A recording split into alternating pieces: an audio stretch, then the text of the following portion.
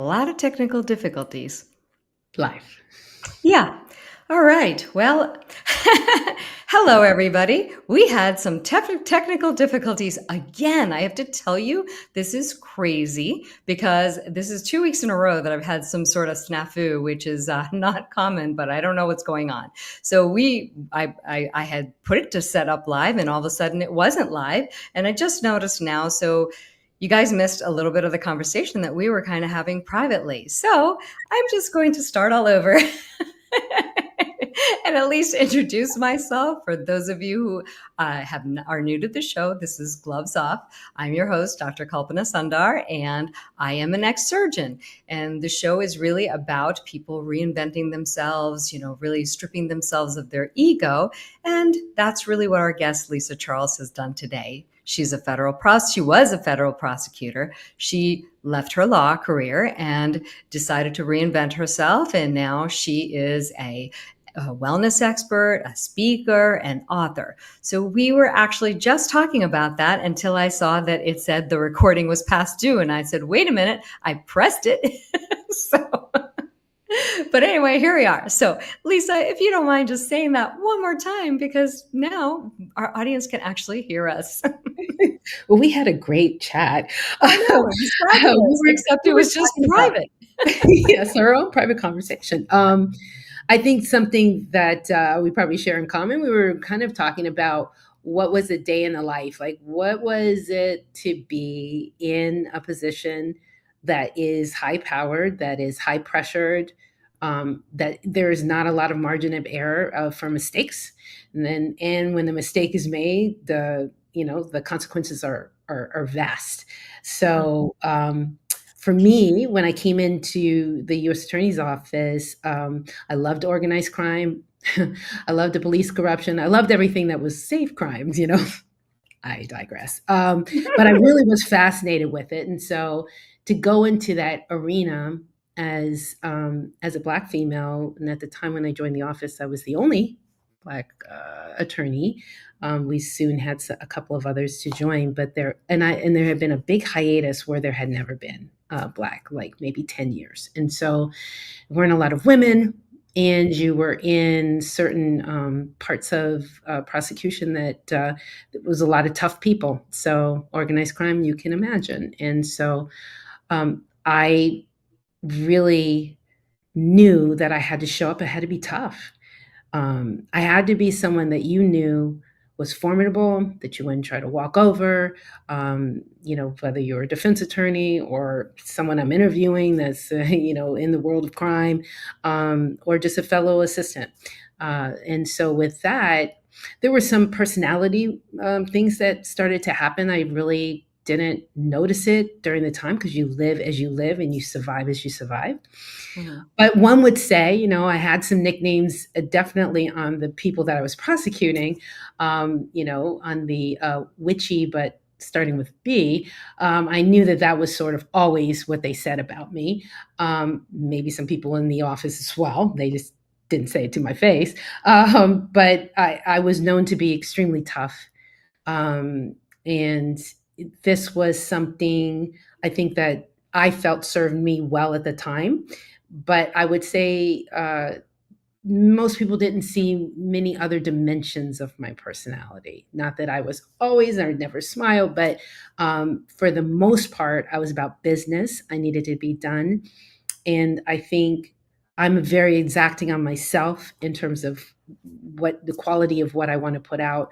And I also was exacting with everyone that worked with me. That might not have been the most pleasant for everyone. I'm sure if we had some of them back, they probably say, I was not the easiest to work with in some ways. I thought I was always respectful to people, but at the end of the day, there was a job that had to be done. And so long as people were doing it, okay, then we could work well. If people stepped out of that, well, then that's where problems happened. Well, and don't you think that maybe you had this extra exterior of toughness because women tend to be taken advantage of the minute we start to, I mean, that's just what I felt when I was in, my surgical practice. I just felt like I had to almost overdo the toughness just so that I wouldn't be thought of as a pushover, so I wouldn't be, it just was easier that way. It was almost really a defense mechanism, I feel, for me, just so people didn't even try to mess with me. It was easier. It was almost like the pit bull. They don't people, even if I hear that these pit bulls are so sweet and kind a lot of times, but it doesn't matter, they're a pit bull. So I think I had this pit bull persona. So not really anybody messed with me, and it was just easier that way. But then, like you said, I felt I was really missing out on a lot of dimension of my personality, and also that I wasn't really getting to know people authentically because this was just a facade of me. So I'm thinking you've experienced probably the same sort of Oh, thing. we would probably be at the same kind of events. We always would go to those mixer events, or some professional event. And if you ever just sat back and listened to how people speak, like how they introduce, and you introduce by your title. So I had a certain title and a certain unit I was in charge of, and that was it. And then from there, that's the conversation. You do this and I do that. Oh, okay. And then there's maybe some overlap on the job, but it's to me at some point, and it was really closer to when I started questioning, is there something more? I actually remember one particular time when it just dawned on me that all the people were speaking and I didn't know anything more about them. I didn't really know any of them. I knew Hmm. what they did, but I didn't know anything about the person. Hmm. And it was clear to me that also they didn't know anything about me. Hmm. And then what do I know about myself? I just remember starting to ask those kind of questions like, Hmm. am I more than this title? It's a lovely title, but am I more than this title? I Hmm. felt I was, and it was around, closer to the end of my tenure that I gave myself permission to ask questions. I don't Hmm. think I ever gave myself permission to ask questions. I was on a path to do something. I knew Hmm. from college I would be to law school. In the law school, I would be, so everything was a path forward. Almost a preordained path that you just knew you go from one step to the next. And Right. my guess is, like me, you just didn't really have time to question anything until one day there was no choice but to question everything. That's kind Right. of, I would say that's what happened to me. I had no time to question anything. And then that next minute, just there was some sort of switch that flipped. And next thing you know, I was questioning everything. And And that's that's, frightening too. It's a little scary when you start to ask questions that you don't know all the answers to, right? Mhm. And I think it's such a gift. I'm so thankful because I think a lot of people never ask themselves a question. So if they don't ask, they tend to keep living this one-dimensional life with just, and it could be something. I mean, we shared that. I feel like I had a really strong talent in the courtroom. It wasn't anything that I absolutely hated every day or something, but I knew that there was something more. And my questions were more like, well, what else is there? And I knew some other things. Well, could I dare to do them? Well, that was another question. So, as you said, maybe I didn't ask questions for a while, and then I suddenly asked a gazillion questions.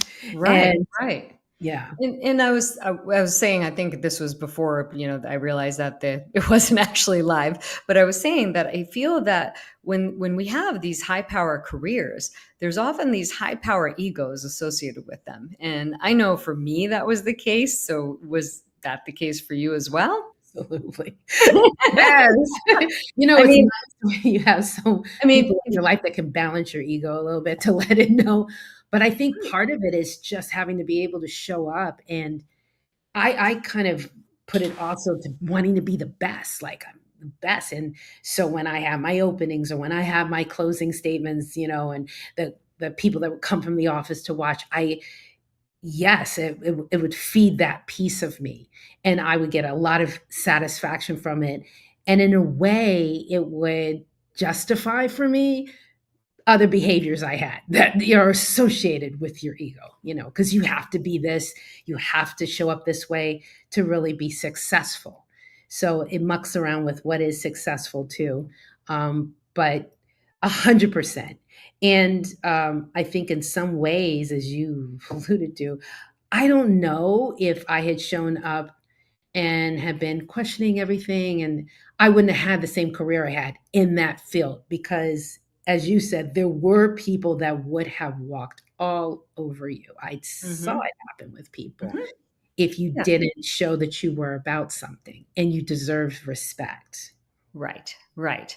It's really interesting how I would say that I speak a lot about leadership and entrepreneurship and doing it with our feminine graces. I mean, that's a real enjoyable topic for me to speak on. And I would say that in that time of my life, I didn't really allow myself to highlight any of my feminine characteristics because in my mind any of those feminine characteristics were weak. So I would say that I really took on this masculine persona so that I wouldn't be, well, screwed with, to be honest with you. I mean, I didn't want to be messed with. I mean, my job was hard enough. I didn't want people just, creating more ruckus around me. So I just put all that aside, and to the point where I really had no feminine traits at all. I was just the boss everywhere. And I was militant at home. I was militant towards my family. I was just, it was, and then I didn't understand why I didn't have connections with people in the way that I wanted. And of course, now in hindsight, I understand very well what that job or that career was doing to me, or maybe I wasn't really shown how to navigate it properly too. I don't think it had to be that way, but we're not told or taught any different. I think also, and I really do reflect on a little bit of the times, for me, it was into the 80s and the 90s. And there was a lot of expectation for women, I feel, to be able to feel everything, do all things, and be at 100% all the time,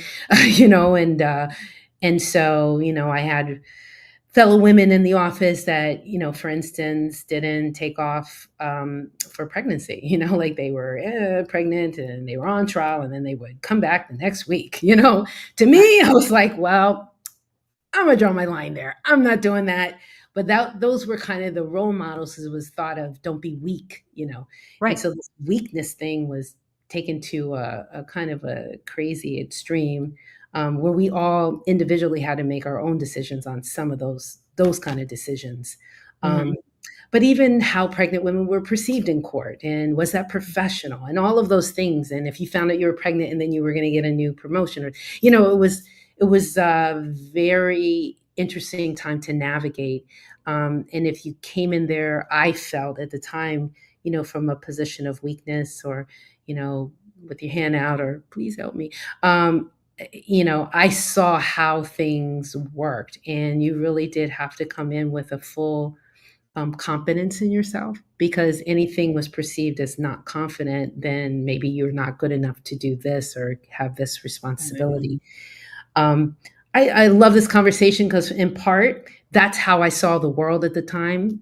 Was there, if I had a great mentor in a different way that could have said, "Hey, Lisa, look how I navigated, and you can do," maybe I could have. But all of the people I had as mentors were pretty much, that's the way it was. they, Oh yeah. they were kicked butt at what they did, whether they were judges, and some of them that would talk to me as women, and you just have to navigate, humor that wasn't really humorous, being in male dominated things with certain Right. humor, and don't make a big Right. deal out of it. And Right. those were what my mentors were telling me. So it Right. wasn't really stand up to this or that.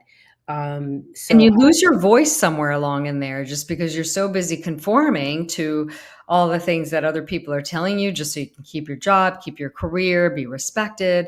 It's tough. I mean, I know, and it's bringing all those memories back as we're talking about it. But and then actually, I think we were also chatting, you and I only, about your children. You felt you were overprotective of your children because you had seen all these crazy oh my things. goodness. I think I think back on some of the lectures I would give them, are, you know, in the DA's office, I did a lot of things with child abuse cases. And I knew, if you're in a job where you know all the bad that's happening in the Oh world, yeah. and you see it all the time. And so then you go home to your happy family and you're like, okay, so I need to make sure you guys don't fall into these traps I'm seeing from cases. So I'm instructing in ways that, in retrospect, maybe I wouldn't have gone as much detail, or even acting out certain things that I just didn't want for them to fall prey to, or to be victimized by. They always laugh about. uh, mom's sitting down having a conversation. Like, I used to hate when people say stranger danger because that doesn't really make any sense. So I got to talk about like what is stranger? It's not strangers, and you know, Anyway, most children are abducted by people they know. Isn't that the case? exactly. So I need to let them know in a way that was supposedly in my mind child appropriate, but Right. How probably obsessed on it just because I was surrounded by it during the day. right. How old are your children now? So they made it. They're yes. My daughter's 32, my Oh, son okay. is 34, and then the Okay. youngest They 26. survived. They survived They the stranger danger at survived all of my lectures and different things to prepare them. Well, Um, it happens in medicine too. We see all this crazy stuff, and then we start, the kid comes home with like a little cold, and you're like, "Oh my god, it's this, it's that." what is the symptoms? It's It's hard funny. to separate. It's hard It to separate what you do and then this other part of your life, right? Right, right. So when was the point where you knew that it was time to make a transition? I mean, was it something you actionably decided? Was it something that happened to you? Yeah. I'm going to say that there was a piece that was laid from a case that I had. And even though it was years later that I really made the transition, but I'm going to say one of the prosecutions that I had, and it was when I had my eldest, who was like, I want to say 2.5 at the time. It was an organized crime case.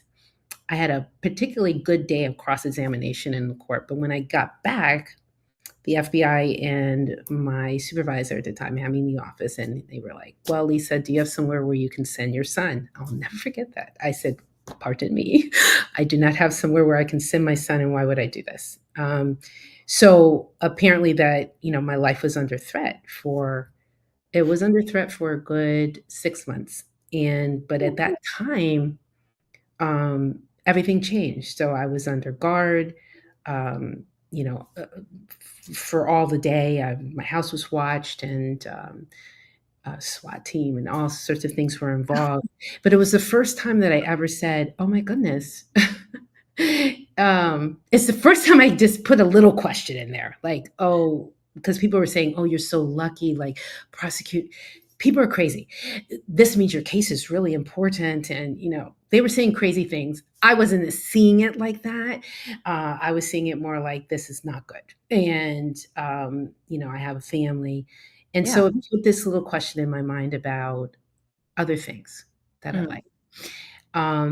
And I would say as my tenure in the US Attorney's Office continued, I started doing things on the side a little bit. So I would sing a little bit, I was acting on the side, not a lot because I didn't have a lot of time, but taking courses and things.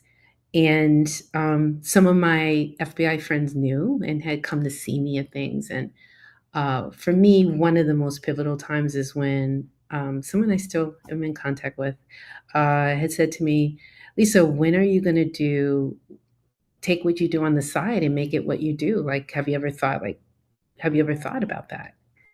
Mm. And honestly, I had never really thought about that. Thought about a lot of things, not that. Um, but after he said it, I couldn't stop thinking about that. So I was like, wow, so is that even possible? And I think once you give yourself permission to ask those questions, I'd always loved theater. I'd always loved singing. I did it when I was in college. I performed when I was young. I just never gave myself permission to think that that would be something I would do. That would not be professional. That would not be practical. Let's put it that way. Mhm. Right. Well, we're raised that way, right? We're taught that from the Oh, beginning that nobody makes a living like this. You can't support yourself like this. And, maybe that's true. I don't know, but it's just, why is it true all the time? And I feel that maybe a lot of times our dreams are just squashed early on so that we just go into these, the basic professions, law, medicine, something that's very easily oh, defined. it's acceptable, it's celebrated, totally, and I understand that there's a need for. I don't regret any of the years I Right. spent in the area, and I love the training I have. I use it for everything that I do now. It just wasn't the sum total of me. And to be able to say, like, "Oh, wow, I could." I could do something else and it would be okay and the world will not end. And uh, not everybody was thrilled in my family, I should say, when I when I said what I did because they had some expectation of what they thought my life should be. Um, Right. but I took what those expectations, it's not really anyone else's expectations, it's what you want, what makes sense for you, what is centered in you. And to just go forward in all of what that means, to switch out and do something completely different. uh, it was the beginning of other switches that I made, but it was like a freedom for me. And I found that those other pieces of the personality that got buried before could come out. Like, Hmm. oh wow, like I don't have to be like, all day long. I don't have to be. I Yeah. can like some things are really funny and smile, and it just made such a lightness in my spirit. Hmm. Um, was everything easy? No. Right. Did I still approach everything with my slight type A personality, like get an agent? Like I still have my lists. I still were doing everything. I still was setting up what is a success model for what I was doing. That part of me doesn't change.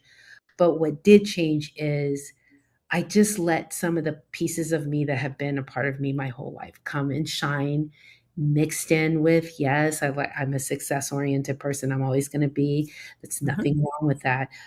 But I didn't have that, I think, added stress of trying to live up to something, making sure that nothing, all the balls are in the air all the time. I let some of that go and Yeah. said, okay, And it that's doesn't need freeing. that. Yeah. Yeah, that is really a freedom in and of itself, just to be able to just let all that go for a little while, or at least part of it. It Right. just feels very, very freeing. And there is a real lack of freedom in some of these really high-powered careers. You almost have to fit into some sort of mold for other people. You don't really feel free to express your full and true personality. The hours are, I'm sure for you, are very grueling, so you don't have much time to really explore what it is or how you want to spend your life. I don't know, for me, even when I was at home, it was still in the background of my mind a lot of the times, especially for me because I was on call. So, I never knew when I'd get called. So that was always playing as a, background tape for me. So these are just things that we don't realize until we reflect back on them. And Yeah. I feel like it would almost be helpful that people going into these professions have a better idea of what they're getting into. I Yes. mean, I knew to some degree what I was getting into, but I really don't think I had the capacity to understand how long it would go on, that it was always going to be like this forevermore, and that there was never going to be a break. I mean, in my mind, I think I thought that after a certain amount of years, it just got easier or something, but it really didn't. For me, it got harder to do that at that pace as I got older. Well, I'm gonna say really, it started really balancing act, as I had my children, and Mm. so still trying to do everything. And Hmm. I do remember, I was trying to find, solutions. So I had decided to let my son be in when they used to do federal daycare, and so my son was in daycare right down the Oh, first that's floor. That's awesome. So however, I still was on trial, and so across the court, and we were. I'll never forget. We were on one of the major cases, and the judge said, "We're going to stay here all night until this hearing is done." This I don't care. He was frustrated, so it was me, and then there were 10 defense attorneys, males, and the daycare center was going to close in 15 minutes. We were already way late. So I had to approach the bench. They were like, "Oh, we want to come up." I said, "It's a private matter." So I said to the judge very quietly, because everybody's trying to listen, the daycare is closing and I have to pick my son up. And there's no time for my husband. It was a mess. And I will never forget what he said. He said, "Lisa, I'm not going to say anything right now, but you're going to have to get other arrangements. You're just going to have to get it done. This is a serious case." And I remember thinking, Well, I felt terrible. For one, by the time I got over there, I was late for the daycare, so I was late picking them up. So I'm a terrible mom, So I'm Of terrible course. mom, terrible attorney to Mhm. being admonished by the judge because I don't have proper daycare. And I thought I was doing something that let me see him a little bit more during the day, So I was trying Mhm. to make a decision that was balanced with family, and often it's just that example. There was just more times when I felt that I wasn't balancing everything as best as I was doing as best as I could, but it wasn't right. I wasn't good enough to do Mhm. it all right all the time. And from that, I ended up having to hire someone and, less time with them. I think with you, it's not obviously the same as being on call medically. I think with the trial though, you just don't know when things are going to come up. So that's where there would be some similarity, how long the Yeah. trial's going to last, or if the judge is going to call everybody in on a certain day, or Mhm. occasionally on Christmas Eve, Sure. let's have a hearing. I'm like, bah humbug, I want Oh to God. Yeah, but I mean, it's just a disruptor of your normal family life, and there's a sense of there's a lack of control that comes along with it. Right. And that was this, similar things would happen in surgery. You don't know how long the surgery is going to take. Sometimes these really large surgeries could take, 7 to 12 hours, and you can't really predict if it's going to be 7 or 12 or 15. Sometimes they go longer. So it's just crazy when you have to think of how hard it is to manage a family with these kind of professions. I like something you said though, which would have been wonderful. Because sometimes you would be going through it, or I felt sometimes it was me, like I'm just going through, I'm trying to juggle. But I figure like all other women are all going, and if we could have had a like, hey, here's best practices, or hey, this is what I do in this industry when X, Y, just even to have the conversation.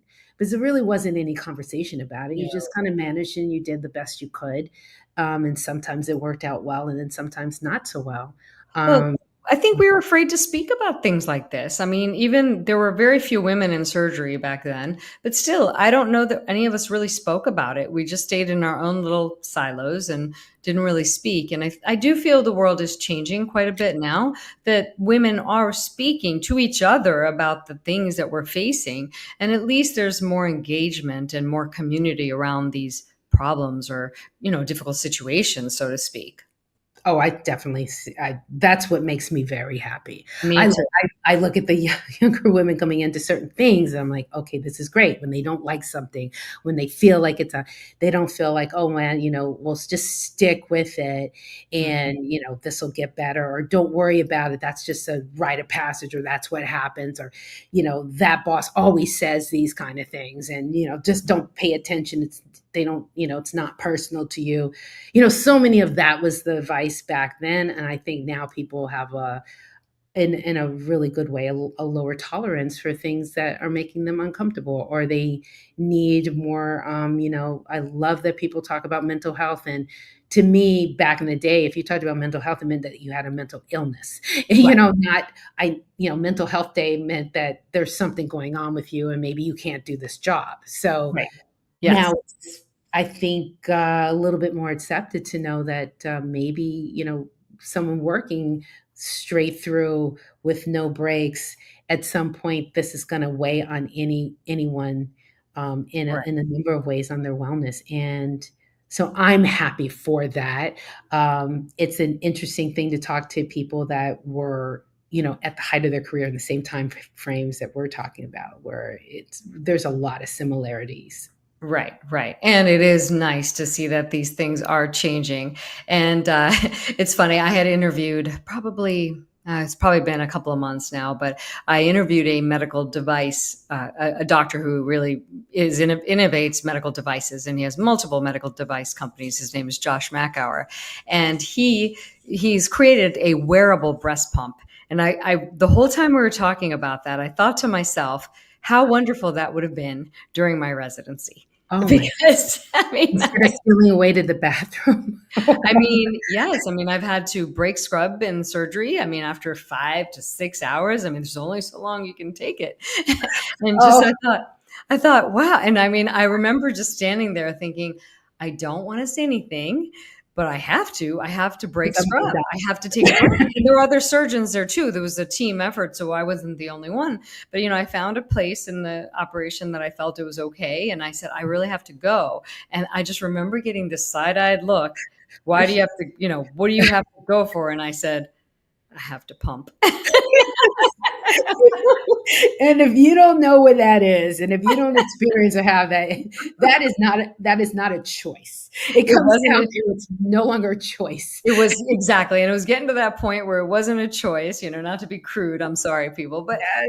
it's just it's a real thing, and this is gloves off, so we can talk about anything. So, but I just remember having that look, and I just was mortified. I number one wished I could have just suffered through it, but I really tried to suffer as long as I could. But I really do feel that things have changed in that field now. Yes. There are more female surgeons, there are more women in these high powered professions, and I don't really believe that they're as stifled in their voice as we probably were 15, 20 years ago, which I love to see. There's definitely some wonderful positive changes that are coming about, because at the end of the day we're all human beings, and some of these professions don't recognize our humanness. Right. And I would say also, it's what I love doing now in the kind of programs that I really focus on is, giving yourself the grace to ask yourself those tough questions about who am I? And should be some things that you do periodically throughout your whole career. And Mhm. not that you're going to leave this and do X. There's not a roadmap for any one person. But you should be engaging with all these wonderful things that are a part of you. Whether it's leaving, but it's something you do on the side or something that you do on the weekends or something that incorporate in different ways. Those are important outlets. Mhm. And so for me, I would say one of the things early on is that I didn't have these other outlets. And I love my husband, I tell you what, but one of the things that he said very early on in our marriage was, I would be so stressed for stuff I bought, I saw at work or whatever, and I just wanted to come home and and he would say, I'm in financial services. I don't have, you chose this. I can't listen to those cases. Lisa, please don't bring them home. I didn't have that to like, but you have to have outlets. And Yes. so that would have been a great if I'd had really a little bit more knowledge about that, because I think that would have helped with the pressure valve. We Mhm. all have those pressure valves, and it builds up during the day or builds up in a certain period, depending on what you're working on. And, it's going to come out in some way. Mhm. I wasn't one to, I wasn't a yeller or anything like that, but, you would know if I wasn't happy. And I Mhm. do remember one of the agents saying to me, he used to he was 5 minutes late, and for some lateness, oh my goodness, and so he would knock so timidly on the door with 2 cups of coffee, like and I think back on that, I'm like, I mean, am I that scary? Like, what am I? But I think I was a little bit, but I think it was just the pressure valve for whatever I felt I had to do or whatever. So, if Mhm. people know how to let that pressure out, I think that's what attracted me into understanding about breath and breath work and this kind of ways to re-engage the softer sides of you at a second's notice. Why I think I was attracted to that work is simply because I didn't have ways of letting off pressure. It's so And important. It's so yeah, important. And that's a perfect segue into what I was about to ask next, which is about commit, do, and live. So yeah. let's hear about what that is. Oh, yeah. So I realized a couple of things through transitions, and I'm probably the fourth iteration of Lisa Charles, which I love. All of them relate to each other in that there is a thirst for helping people to discover the truth of them. There's a thirst in helping people to dance in the reality of their passion, and their purpose.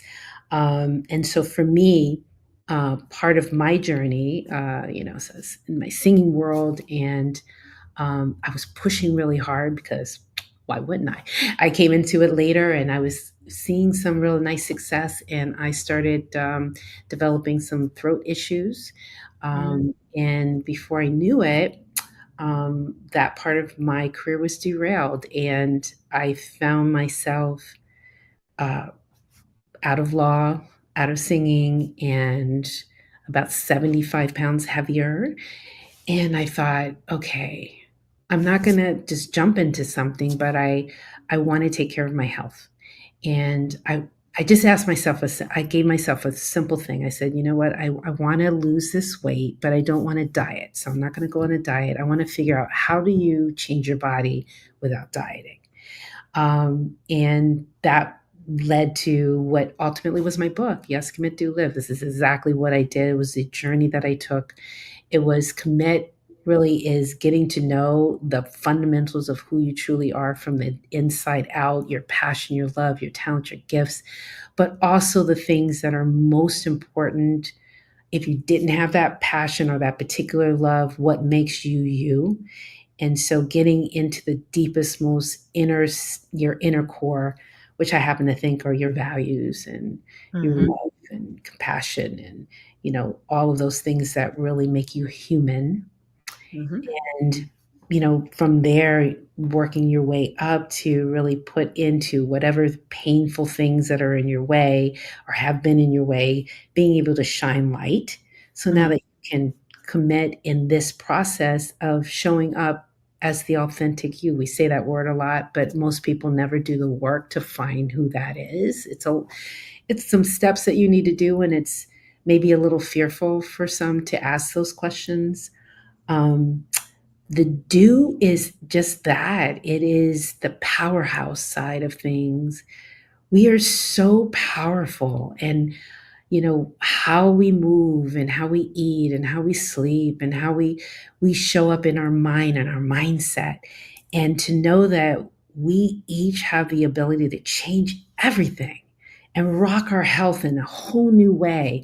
And so for me, the do was just kind of breaking down what that is. How do you do those things um, on a daily basis to make lifelong changes? um, and then I will say for live, I'll just say this one thing. I call it ageless aging, or AGE, aging with grace and excellence. I determined that, we always say cliche, age is a number, but it really is, in that someone 30 could be like if they're 100, and someone 100 could be like they're 30 from how they 100%. move and how they show.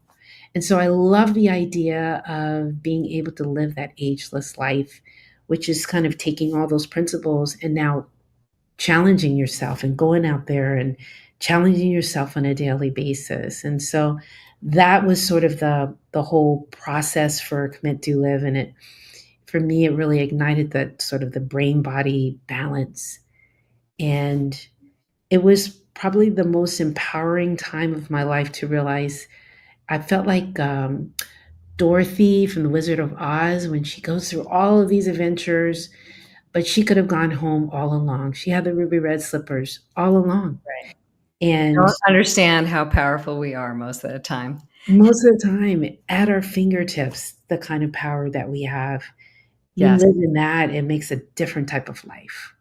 So I think it's interesting because obviously you were embracing more of this breath work and things like that. And then you were able to, I feel what you were saying is embrace some more of your feminine qualities through that work. What's interesting, and I'm just going to throw this out as so it's because it's so different, but the end goal is the same, that I took up martial arts, which is not anything that's like breath work and peaceful, but it's, but for whatever reason that allows me to get all of that energy out, and I am able to be more in my feminine energy because of that. So it's interesting, and I point that out just because I feel there's so many different ways that might seem odd to get to that same point, and it could be different for all of us because we're all individuals and completely different. What works for one may not work for the other, and so it's just interesting.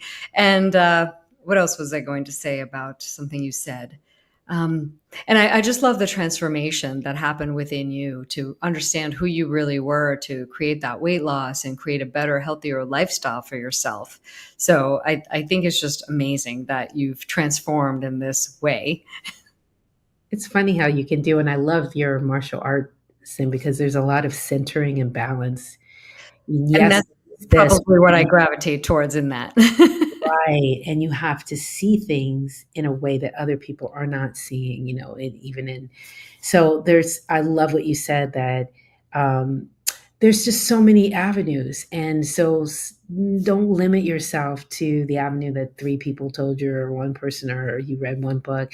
If there's something else that gives you that sense of balance, this is where you want to go, you want to be able to pursue, and, I think a lot of my work continuously is on fear. I think fear is probably the biggest thing that stops people from doing most things in their life, that they couch it behind reason. So I don't do this because, well, I have these 5 reasons why I won't look into this, or I won't start that class, or I won't start a new job, or I won't do something different. And if you can develop this new relationship with fear, in a way that I think when I feel fear now, I always say, wow, that means something pretty amazing is on the other side. Because Really fear is. means I'm a little uncomfortable at something. Maybe I haven't done that before. I haven't done it in that way before. I haven't done it with these people before, whatever. It's going to challenge me. That's why a fear factor comes. And so it's an excitement as opposed to allowing it to make me turn away and say no. So 100%. I love that. I love that. That is a perfect statement to kind of close off with because we're running out of time. So I want you to tell people how they can find you. What is the best place for them to connect with you? yeah, so best place, come to my website, make it really easy. I am yescoachlisa.com. If you /blog, I have an international blog that is all about transformation. So I invite you and welcome you to there. And I will say, if anyone reaches out to me, and there's definitely on my website, I do an analysis. I'm a brain health trainer with Dr. Amen. And if you want to find out what kind of brain type you have, and that may be something that maybe is standing in your way of doing certain things, there's a free test that I have for you if you come on my website. I love that. I love that. Well, everybody, if you want to know what brain type you have, go on the website and check it out. Well, this has been such an amazing conversation, and I'm sorry for all of you out there. We had a good 10 minutes of private conversation that you guys weren't privy to.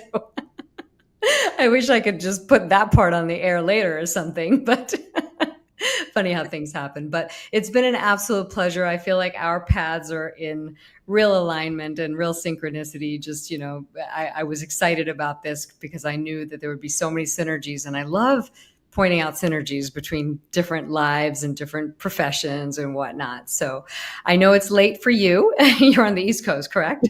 I am. Yes. So, again, thank you for being here live with us today. I know it's late, but thank you for making the effort. And we'll hopefully that everybody will do some said that brain test and find out what kind of brain they have, and that's exciting. I think I'm going to have to check it out.